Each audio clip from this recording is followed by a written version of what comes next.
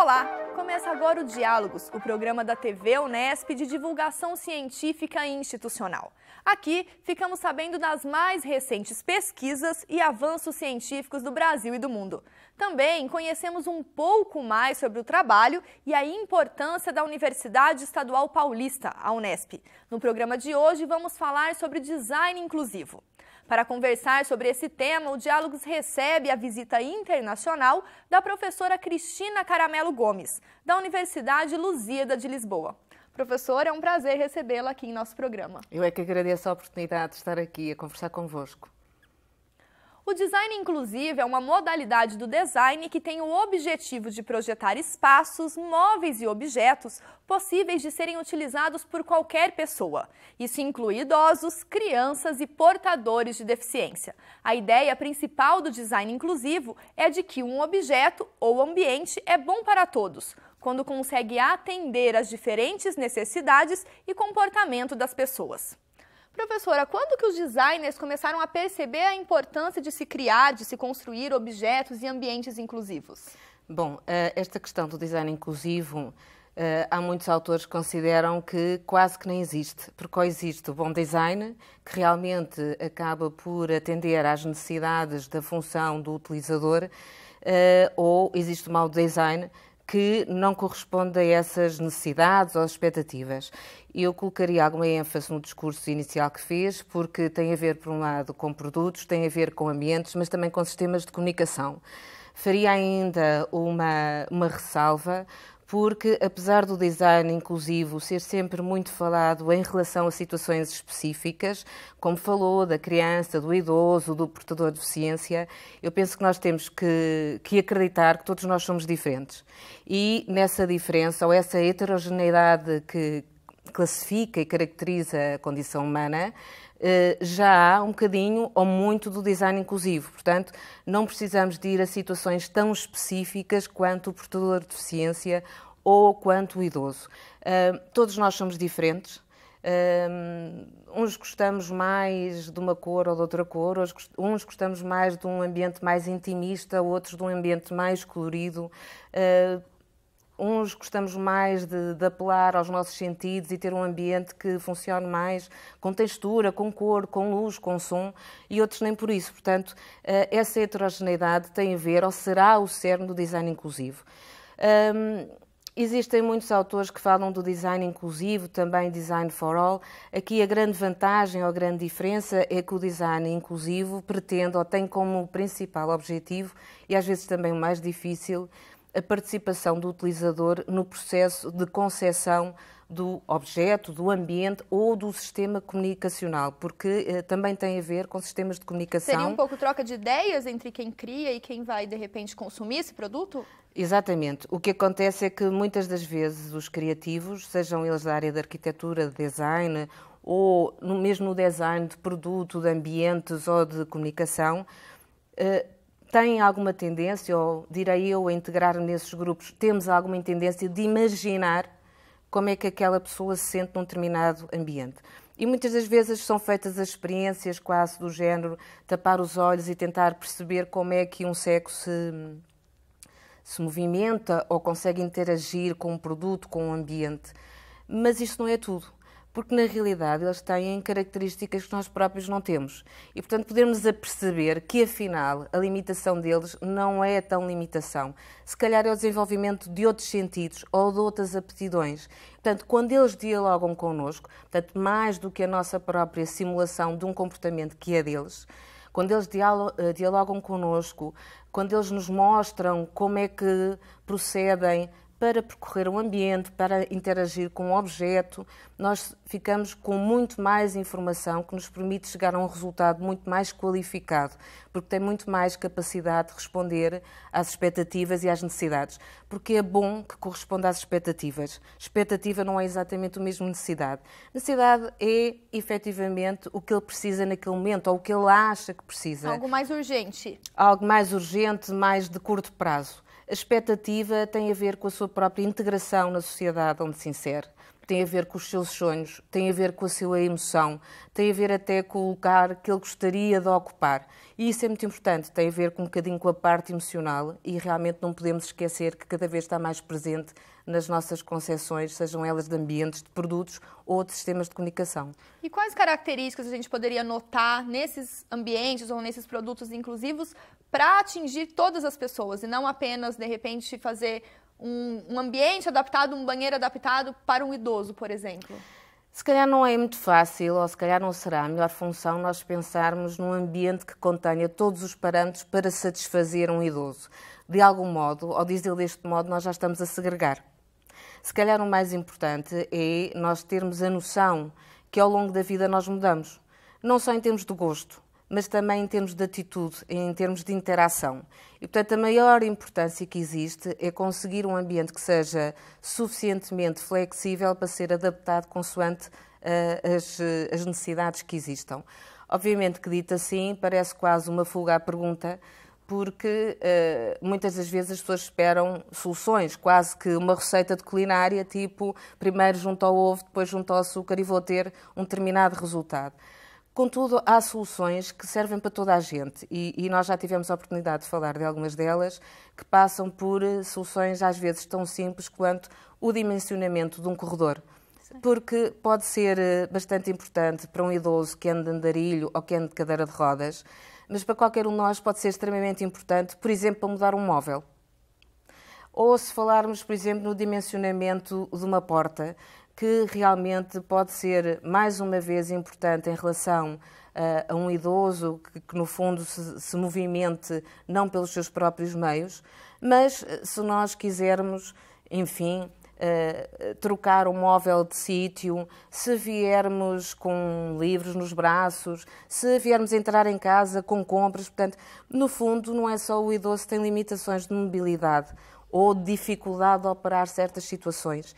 Podemos falar, por exemplo, na maçaneta de porta, não é? Em que nós sugerimos sempre aquela maçaneta que costumamos chamar de muleta, uma vez que dá muito mais possibilidades de abertura. Não só o rodar da maçaneta, que por vezes pode ser difícil, e será difícil para uma pessoa que tenha artrite, será difícil para um idoso, será difícil para uma criança. Mas se nós viermos com as mãos molhadas, algo tão simples quanto isso, também para nós é difícil. Não é? Portanto, mais do que isso em relação a ambientes interiores, nós não nos podemos esquecer que somos animais racionais e temos 5 sentidos. Portanto, temos que apelar mais do que o sentido visual.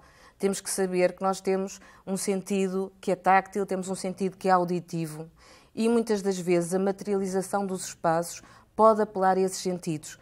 Obviamente que numa situação extrema, que seja para um idoso que veja mal, o facto de nós termos diferentes sons, que podem provir, por exemplo, diferentes pavimentos, podem ajudá-lo a perceber a área onde ele se encontra. Se falarmos noutra situação um bocadinho extremista, um doente de Alzheimer, que tem sempre os problemas de memória, o esquema cromático ou mesmo o contraste lumínico entre espaços pode ser uma maneira de, no fundo, ele memorizar ou recordar e, desse modo, identificar um percurso que tem que fazer. Mas mesmo para nós, pessoas que conseguimos ler e andar, felizmente, se nós formos a um lugar público que nunca conhecemos, nós sentimos igualmente perdidos. E muitas das vezes a materialização, por exemplo, no pavimento com uma faixa colorida ou que tenha outra textura, pode ser uma maneira de nos orientar numa direção, de nos encaminhar. Para além disso, penso que elementos que possam apelar à parte dos nossos sentidos, no fundo, acústico e ao táctil, no fundo, jogar com diferentes texturas, pode tornar esse ambiente muito mais interessante, muito mais apelativo. E um pouco mais sobre a construção desses objetos e ambientes a gente fala no próximo bloco. O Diálogos faz um breve intervalo e já volta. Fique com a gente.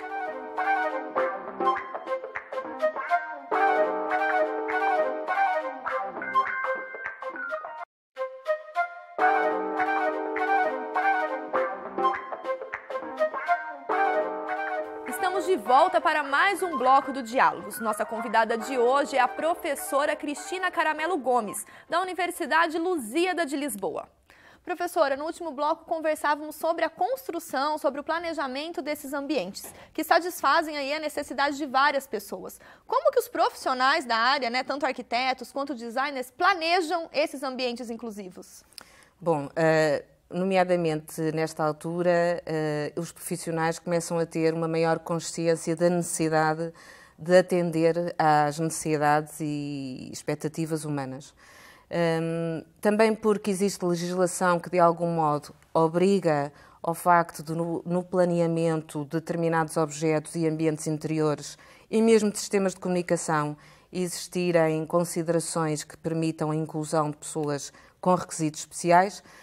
Infelizmente, muitas das vezes, esta questão é entendida sempre num sentido um bocadinho pejorativo ou com alguma segregação, porque é muito relacionada com pessoas ou porque são idosas ou porque são deficientes e como já tínhamos falado, tem a ver com a heterogeneia humana, mas as pessoas, no fundo, os profissionais começam a ter alguma consideração, começam a observar as pessoas que os rodeiam e começam a perceber que, afinal, não é só uma questão de estatísticas, porque quando se passeiam por locais públicos, a maioria das pessoas já tem uma determinada idade e, portanto, percebe-se que tem que se atender a essa idade.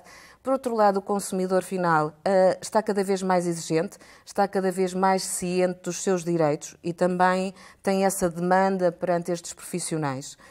Obviamente que há uns que estão mais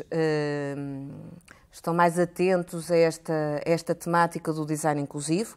Contudo, não só a nível dos criativos, ou seja, dos designers, dos arquitetos, mas também das autarquias ou também das próprias empresas que constroem os edifícios ou indústrias que produzem os objetos. Apesar de existir já alguma consciência da necessidade de responder aos princípios do design inclusivo, ou às ideias do design inclusivo, uma vez que podem, no fundo, ser apreciados por um maior número de indivíduos e ser utilizado por um maior número de indivíduos, ainda há muitas vezes aquela noção, o meu público não é este não é o meu mercado, de algum modo isto, o facto de ter uma rampa, ou o objeto ter que ter diferentes texturas, ou o documento digital ter que apelar a vários sentidos, não só ao visual, isto acaba por, de algum modo, denegrir a parte estética da minha produção final. Graças a Deus, esta questão está a ser um bocadinho limitada, portanto, está a haver aqui uma evolução no pensamento destas pessoas e, portanto, os profissionais começam a olhar esta temática como, inclusivamente, uma oportunidade de colaborar em termos de sociedade. Por um lado, a questão da profissão, porque, no facto, é um mercado que está disponível para ser explorado, é um mercado com algum poder económico. É um mercado em crescimento, professor? E é um mercado em crescimento, E, para além disso, eu creio que estes profissionais começam a sentir a responsabilidade social da sua tarefa. E a responsabilidade social não é só ter edifícios ou objetos que são muito bonitos, mas que depois o facto de não serem funcionais ou o facto de não responderem às expectativas e necessidades do utilizador fazem com que tenham uma função completamente diferente. Por exemplo, um objeto, em vez de cumprir a função para a qual foi criado, acaba por ser um bibelô que se coloca em cima de um móvel e apenas acaba por ser um elemento de enfeite. Então, além dessa consciência, podemos dizer assim, desses profissionais, o mercado em si, ele já visa o lucro do desenvolvimento desses produtos, desses objetos inclusivos? O resultado, assim, é positivo no quesito venda, mercado mesmo? Existe, até porque não nos esqueçamos que, nomeadamente a nível europeu, o idoso, neste momento, é a grande porcentagem da população. Independentemente do que é que este idoso quer dizer, se são as pessoas a partir dos 60 anos ou dos 70, porque normalmente esta questão da definição do idoso está muito relacionada com aquilo que vocês chamam o ser aposentado, o deixar de trabalhar, mas o que acontece é que as pessoas cada vez vão trabalhar até mais tarde. Elas se aposentam aqui no Brasil e continuam trabalhando. Mas mais do que isso, começa a ser alterada a idade de reforma ou a idade de aposentação.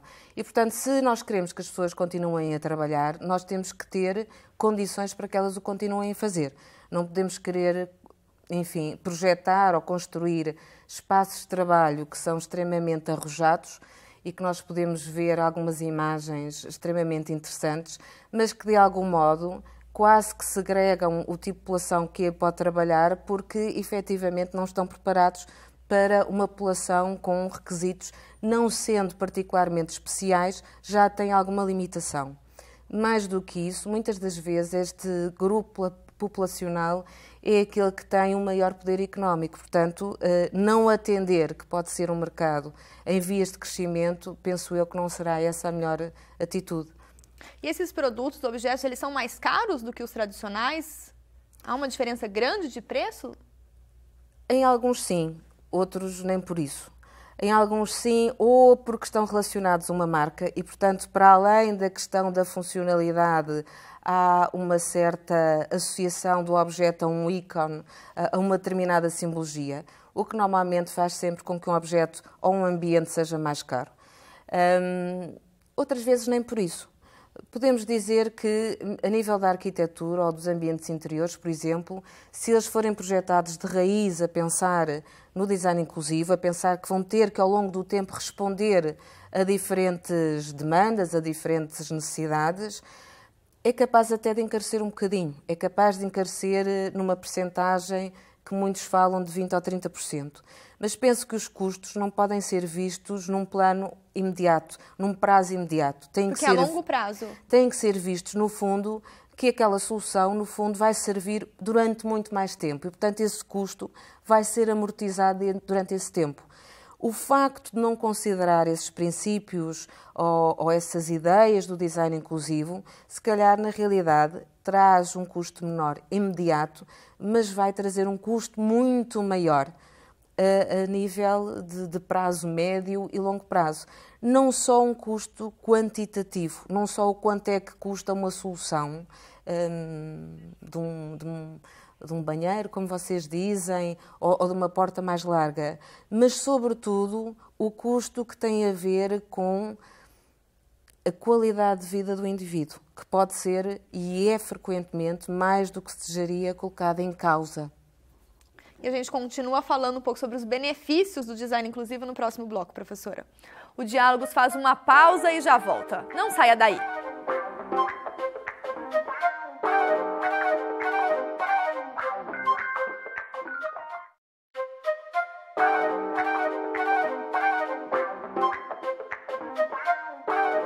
Voltamos com o último bloco do Diálogos. Hoje nós conversamos sobre design inclusivo. Quem está aqui para falar sobre esse assunto é a professora Cristina Caramelo Gomes, da Universidade Lusíada de Lisboa. Professora, com as inovações tecnológicas cada vez mais avançadas, os ambientes eles têm se tornado mais inclusivos? Essas tecnologias têm ajudado? Bom, existem diferentes tipos de tecnologias, se quisermos falar de algum modo de design inclusivo. Não tem apenas a ver com tecnologias que suportem ou que ajudem na vivência de determinados ambientes, mas também podemos falar de tecnologias que têm a ver com diferentes modos de vida, das quais a internet e os computadores têm sido uma autêntica revolução. Isto também sempre para referir ou para salientar aquilo que para mim é mais importante, que no fundo estas questões do design inclusivo, independentemente da temática que liguemos ao design inclusivo, e que neste caso é a tecnologia, não tem que ver apenas com questões muito especiais e tem a ver com todos nós. De facto, existem muitas tecnologias que têm auxiliado na capacidade de ambientes e de produtos serem mais inclusivos. Desde o facto de nós podermos trabalhar a partir de qualquer sítio, seja por trabalho, seja por entretenimento, que pode ter a ver com uma questão tão simples quanto a personalidade do indivíduo ser mais introvertida ou mais extrovertida, ou ter a ver com o seu tipo de trabalho e necessitar de um ambiente mais concentrado ou de um ambiente mais colaborativo, e aí estaríamos a falar das novas tecnologias enquanto o computador, a internet e toda aquela parafernália tecnológica que faz parte desse tipo de soluções, como inclusivamente que nós chamamos domótica e vocês chamam sobretudo automatização de edifícios, que está frequentemente muito ligada ou demasiado ligada a questões de segurança, no fundo de controlo de intrusão, está muito ligada à gestão energética. No fundo, tem a ver, por um lado, não só com questões de sustentabilidade, mas também do próprio conforto, que pode ser a partir de um único comando, nós controlarmos a qualidade da iluminação de um determinado lugar. E por qualidade tem a ver não só a quantidade de iluminação, mas uma série de outras características. Muitas das vezes estas tecnologias permitem inclusivamente criar diferentes cenários dentro de casa, permitindo simular a ocupação desse espaço quando na realidade não está ninguém em casa. Elas ajudam primeiro lá no planejamento. Exatamente. Como também podem ajudar, enfim, a criar diferentes ambientes, e nós podemos estar num lugar onde podemos quase definir o tipo de iluminação, o som, etc. E isto, na realidade, não parecendo muito inclusivo, porque parece muito normal ou muito da vida de todos nós, acaba por ajudar imenso, nem que seja a sermos mais sedentários, porque se calhar em vez de nos levantarmos para ligar a televisão ou para ligar a luz, acabamos por ter um comandozinho que nos permite fazer estas coisas. E isso pode ser um fator de qualidade de vida, tal como a questão da segurança também o é. Contudo, neste momento acabam por existir tecnologias que vão muito para além disto e que tentam monitorizar o comportamento humano. É discutível, principalmente em termos de ética, porque nem toda a gente gosta de ser monitorizada. No fundo, perceber quais são os comportamentos, as suas rotinas. Como se tivesse uma câmera gravando o tempo todo. Mas, para quem vive sozinho em casa, e, mais uma vez, não tem necessariamente a ver apenas com o idoso, mas, obviamente, o idoso aqui emerge como um público-alvo, pode permitir, no fundo, salvaguardar situações que podem ser mais problemáticas, para não dizer fatais. Porque, no fundo, se nós tivermos um sensor que mede o movimento de comportamento desse ser humano, portanto, se ele tiver muito tempo imobilizado, há de haver um sinal que é lançado numa empresa, que está ligada e que tem o grande papel de perceber se essa falta ou ausência de movimento se deve ao facto do idoso estar pura e simplesmente sentado a ver televisão ou a ler um jornal, ou se realmente ele caiu e está imóvel à espera que alguém o levante. Para além desse, existem todos aqueles que, se calhar um bocadinho mais simples e que têm uma maior ligação ao próprio corpo humano, que podem, no fundo, tentar medir a pressão arterial e que, desse modo, permitem que a pessoa esteja mais descansada, porque está em constante controle. Não no sentido pejorativo da palavra de controle. Não é uma dependência. Não é uma dependência, se calhar é uma segurança. É uma segurança que se calhar lhe permite continuar a viver na sua casa, com as suas memórias, com os objetos aos quais está habituado, com uma organização que ele compreende, que se calhar foi aquela durante a vida inteira, não é? Mas ao mesmo tempo não se sente inseguro, porque virtualmente ele acaba por ter uma série de possibilidades de auxílio. Professora, nós falamos que o mercado está em crescimento, que as tecnologias podem ajudar, que os profissionais eles têm visualizado essa questão de atender a necessidade de todas as pessoas, mas as universidades, elas têm preparado esses profissionais? Têm, através não só de cursos que podem ser desde a graduação, não é? À própria pós-graduação. Existem programas curriculares mais ou menos específicos. Há alguns que são efetivamente específicos e, portanto, o design inclusivo aparece como o cerne da questão. Outros programas curriculares que, não sendo exatamente específicos, abordam essa temática. E, portanto, cada vez mais esta temática está a fazer parte, desde cursos livres à graduação, ao mestrado, ao doutoramento, mesmo na própria investigação, é uma área em franca expansão. Professora, a gente agradece bastante a sua participação aqui no Diálogos, né? Uma visita internacional que vem trazer um tema que é tão presente no nosso dia a dia e que em alguns momentos a gente nem percebe a importância dele. Eu é que agradeço esta oportunidade. Foi um prazer estar aqui. O Diálogos de hoje fica por aqui. Você confere esta e as próximas edições do nosso programa no site da TV Unesp. Assista, compartilhe e comente. Até mais!